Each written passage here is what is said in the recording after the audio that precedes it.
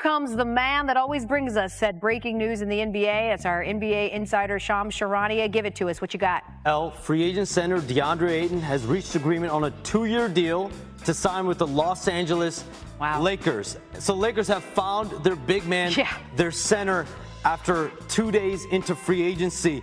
And now they have the #1 and #3 pick from the 2018 NBA draft with Deandre Ayton and Luka Doncic. I'm told the Knicks, Clippers, Bucks, Pacers, Cavs, and Nuggets all had interest in Ayton before his decision to sign with the Lakers. Multiple teams also reached out to Portland Trailblazers general manager Joe Cronin after the buyout of Ayton on Sunday. And I'm told they all got rave reviews of him as a teammate.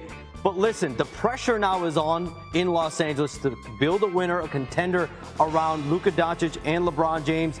They've needed a center. Rob Pelinka, their president of basketball operations, he's spoken since the end of last season. We need to find a starting center, someone that can serve as a lob threat for Luka Doncic.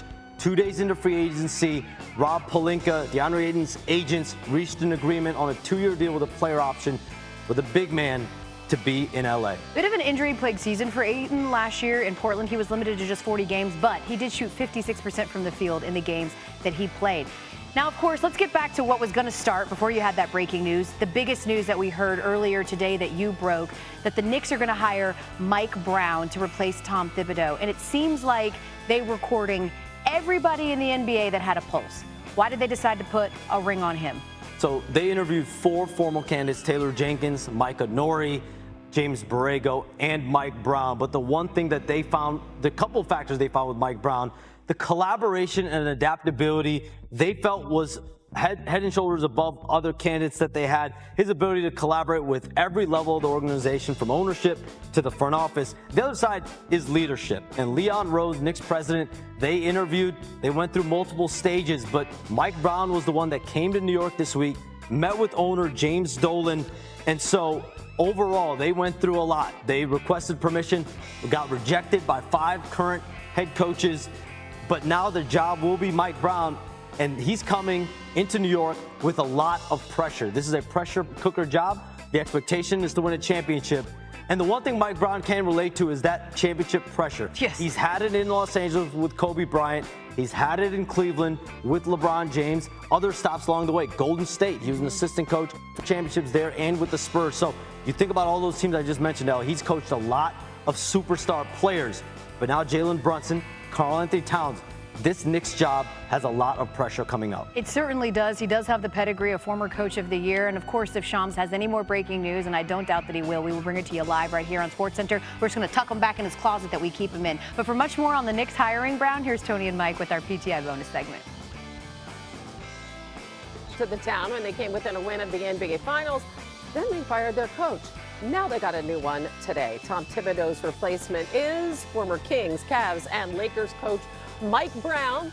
He went to the finals with LeBron and the Cavs back in 2007. He has not won a title, though, as a head coach. He did win 4 as an assistant with the Spurs and the Warriors. He's been in some great programs. Been named NBA Coach of the Year twice. Most recently, he turned around the Kings in the 2022-23 season. As senior NBA insider Shams Charania joins us now. We heard the talk initially about them lusting after Jason Kidd. How did they land on Brown? So there were 2 major factors that really drew them to Mike Brown. One was they felt collaboration, adaptability, his ability to collaborate with all levels of the organization, from ownership to the front office to the players. And the other thing that they saw with Mike Brown that they didn't see in other candidates was leadership. And Leon Rose, the Knicks president, and his staff, they did hours of homework on candidates. At the end of that process, it was Mike Brown, Memphis Grizzlies coach Taylor Jenkins, James Borrego, Micah Nori. And so Brown interviewed twice during the process. He's the only one that met with Knicks owner James Dolan on Tuesday. And so the job will be his. And again, this is, like you said, Hannah, it's been a wide-ranging process. They got rejected 5 different times with current head coaches before they started their process interviewing the available candidates. And in Mike Brown, what you're going to get is a coach that's really going to practice his guys hard. Like, he's going to keep them with accountability. He's coached a vast array of star players. You think about Golden State with Stephen Curry, Draymond Green, Klay Thompson, San Antonio, Tim Duncan, Manu Ginobili, Tony Parker, Kobe Bryant, Pau Gasol in Los Angeles, and then most recently De'Aaron Fox and Domantas Sabonis in Sacramento. He snapped that 16-year playoff drought in 22-23. That Kings team had the first best offense in the NBA, the top-ranked offense. So he can coach. There's some creativity with him as well. Two-time Coach of the Year. He will be the next Knicks head coach. Yeah, that Kings team, their best player was a point guard, and so is the Knicks with Jalen Brunson, two completely different guys. It's a pressure cooker in New York, though. Oh, it is. So what he's walking into is that, and he's been in LA where there's a lot of pressure. He's been coach of LeBron James, and you know there's going to be pressure with LeBron James. This, though, in New York, at the Garden, with Jalen Brunson calling the Towns, he's walking into a situation where it's championship or bust. It's the ultimate pressure cooker for Mike Brown. Yeah, all the fans sitting back on. All right, show us something. Show us something here. There's a really stunning story in the NBA. It's a huge one, and it's ongoing with Malik Beasley under federal investigation for gambling. All of these details are coming to light about how many people he owes large sums of money. How is all of this impacting his NBA future? Hannah, just 1 week ago, Malik Beasley and the Pistons had intentions of signing a 3-year, $42 million deal for him to come back to a team that he played so well on last year.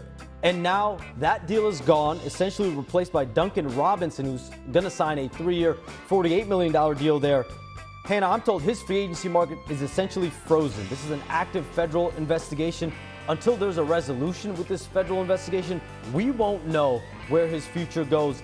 If this investigation clears him, could we see his return to the NBA? Potentially. But if not, if there are charges, if he is arrested potentially, his NBA future clearly is on major life support. And he is in dire straits financially. Shams Charania, thanks for being with us. I know the latest we have any breaking news, you'll be right here to give it to us as always. Thank you. All right, and coming up, more NBA on Bobby Portis and shocking everyone, signing Miles Turner away from Indiana. To do that, they had to free up some money by waiving Dame Lillard and spreading his salary over 5 years. They'll be paying $22.5 a year to not have him. Reaction has been strong. It's our take two. If Giannis comes back from Greece in 3 weeks and says, my God, I've dreamed of Miles Turner being my teammate, double me down. Where's my contract extension? I'll be like, man, what an amazing move. What an awesome move.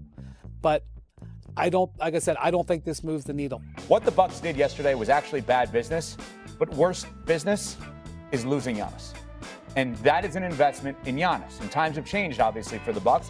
This move that the Milwaukee Bucks have done has changed their franchise for the next half a decade. They're tied to the Dame Lillard contract, and they're keeping Giannis. They have bought into the keeping of Giannis part of their strategy. I'm talking to one executive yesterday. They said this is the kind of thing you come up with when you're sitting in a boardroom in July trying to figure out what to do with your team to dig out of the hole you're in. But that in a couple of years, you're going to look back on it and say, what did we do? And now this is going to be like an albatross around their neck. They don't think it today, but I promise you, in 2030, the Bucks fans are going to have a party when this is off their books.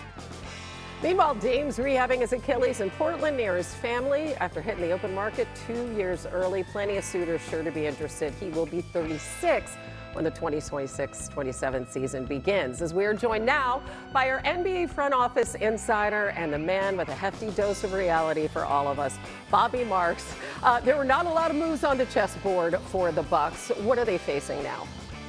Yeah, Hannah, when you look at how you put a roster together, you're usually looking at it, especially with this CBA, in a 3-year vacuum here, as far as from a long-term planning strategy.